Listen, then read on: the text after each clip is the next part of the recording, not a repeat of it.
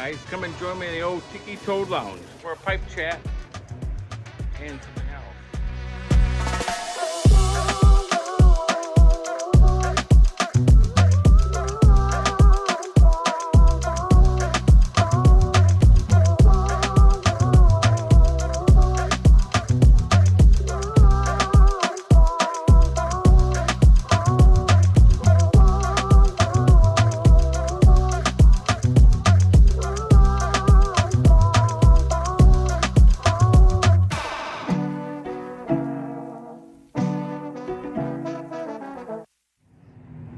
Hey guys, Mike here from Old Man Things, and welcome to the Tiki Toad Lounge. I'm all dolled up.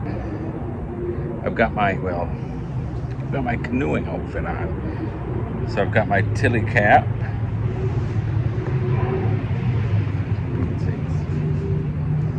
I can't find my other ones. This is the only one I can find.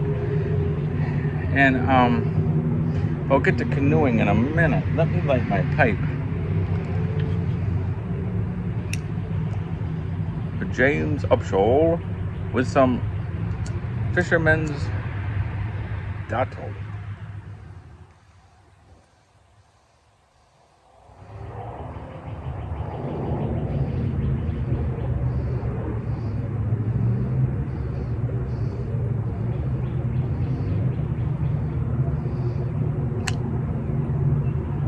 Of course, I've got Mr. Toad. Oh, sorry, Old Man Toad.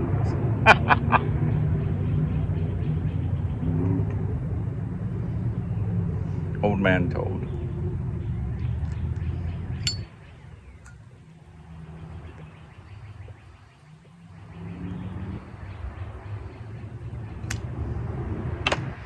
So,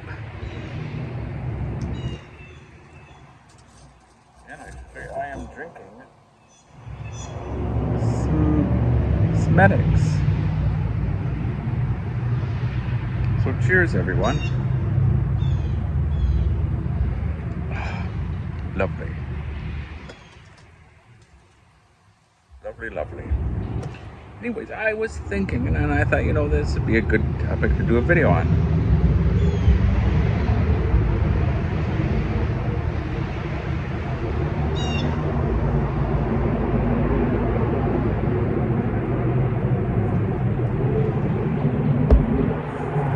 My battery level went down to 20%. I knew it was going to happen, but oh well. I was thinking of,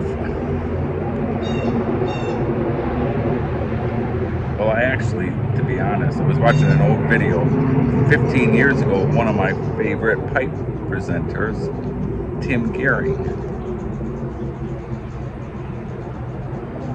And he did a video about this, and I just thought, that's such a good, good thing to think about. So he said, let me see if I can say it right. If I knew then what I know now about pipe smoking, would I have done anything different?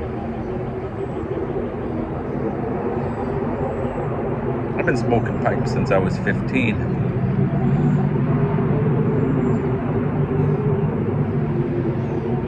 I took a little break when I first got married. Well, I was married for a while when I still smoked, but then I took a break maybe when my son was first born. And then I came back to it, but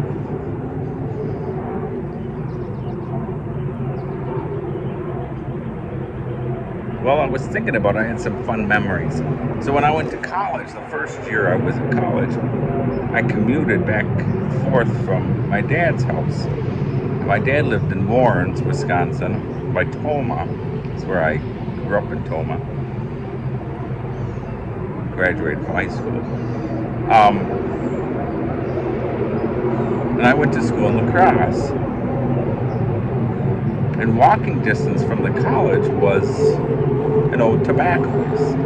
And this tobacconist was like going to England and going in one of the old English tobaccos. It was called the Briar Patch. It's still there now, but it's different owners and it's mostly cigars. But this was so fantastic. They're doing the stock car racing. If you can hear that, it's no wonder I'm having a drink. I used to go in every day after college. I'd walk over, because I always parked in the street. Walk over and get an ounce of something different. I wanted to try everything they had, and they blended all their own stuff. You could get tins too, but they blend, and I bet they had, I don't know how many jars. It was just fantastic. You walked in and it was just like, wow, the smell hit you, you know. So I'd get an ounce and come home. My dad worked at the VA at the time, and he worked nights.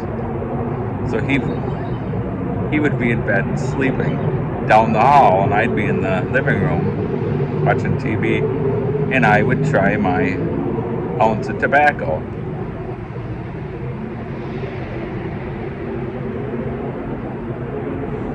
And it never failed. Somewhere along the time of me smoking my pipe of my new ounce, a yell from the bedroom would come from my dad, and he'd either yell, "Michael, don't buy that crap anymore!" I think he'd use the S word. Or he'd yell, "That's some pretty good smelling stuff, save some for me."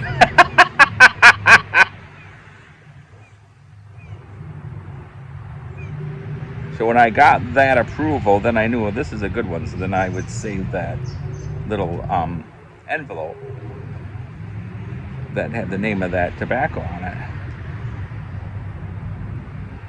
I always remember one I was really enjoying. I enjoyed it so much.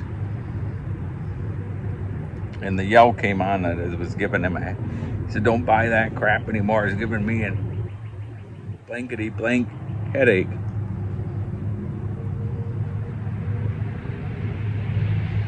And I yelled back, "You're supposed to be sleeping." Oh, my dad, I miss him. Anyways, if you think about that, is there anything you would do different if you knew then what you know now? So for me, I think the one thing, I got into cigars when we lived out on the lake.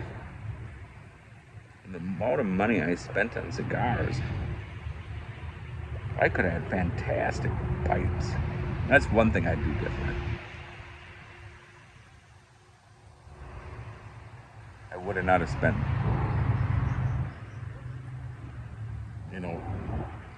a tenth of the amount of money I spent on cigars, and humidors, and cigar, what is it, the cutter, and the cigar lighters. And I do like cigars, don't get me wrong, but anyhow, so that's one thing I do different. Another thing I do different is I bought so many pipes just to have pipes. And they were, knot up ends and all charred on the inside and everything. And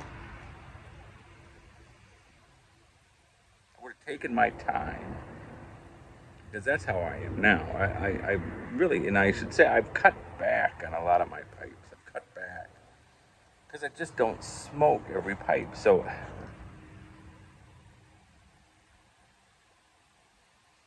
my favorite shape is the billiard, and then the pot.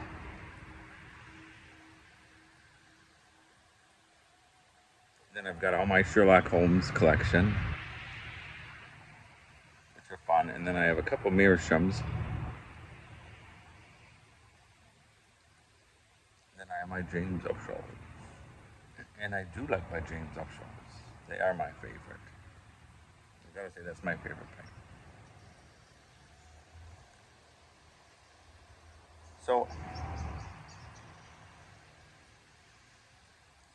that, and thinking I had to build up a tobacco cellar, and this was before I got onto my strong medication I'm on now, where I could smoke stuff. I built up my tobacco cellar so much. Now I can't smoke it because it's just some of it's just too strong. And I enjoy my blends now. Force me to blend, as I said in my other video, previous one. I enjoy blending. It's forced me to blend. Like this one, my Fisherman's Dottle, is the absolute favorite. It's fantastic. It never gets old. When I smoke this one, I don't get in trouble when I come in the house at night. If I've spent it all on the old Frog and Toad. So, what I would do is I'd limit myself to a few pipes that I really know that I would like. So, well, I've got my Church Wardens, and then of course I've got, you know, the ones that I do enjoy smoking them. I enjoy them. I smoke them more than probably other pipes. The ones that I got from my old friend Dave.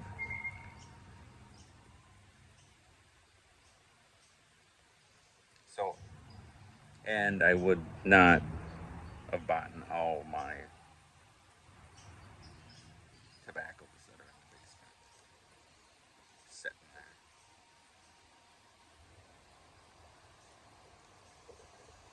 I always figure if the end of the world comes, you can't get any tobacco or anything.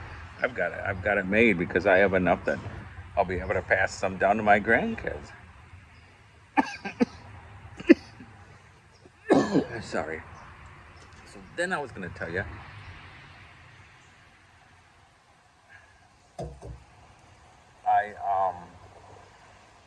I'm going to go on a canoeing trip this end of August. I'm really excited about it with my brother-in-law.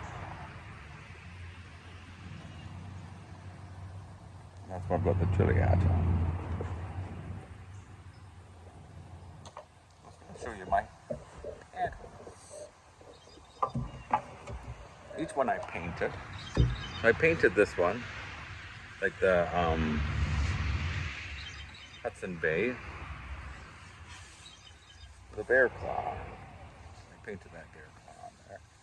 When I got this, it was used and old, and it was like the old varnish was flaky and everything. And it took me days to hand sanded it. I really like this shape. It's an old school one, but it's a straight paddle. And since this paddle, I got into bent shaft. And there's my bent shaft. And I painted this one too. Of course, this has been used so much. But when you paddle, you would think you'd paddle like that if you're not familiar, where the bent is like, but you paddle that way, where the bent is, I don't know if you can see that on video. I'm hitting the lights. So it's not like that, like you're scooping the water. It's like you're pushing the water, see? So they're scooping it. You want to push it. And the reason it's bent is the angle that you paddle,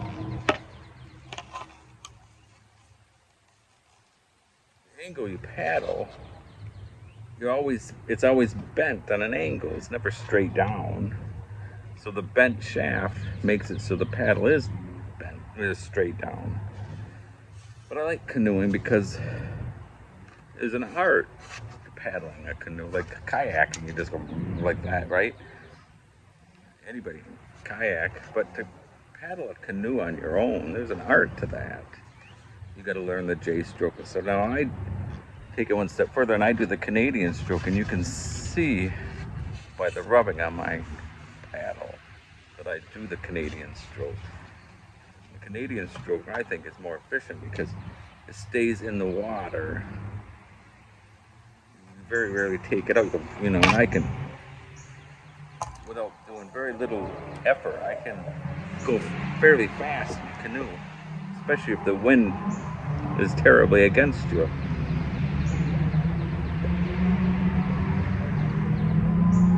So, I was just excited about the canoeing trip. So when we go, we take our own canoes. I have a solo canoe and he has a solo canoe. So it should be fun. But you guys give it some thought. if you smoke a pipe and you're watching, would you do anything different?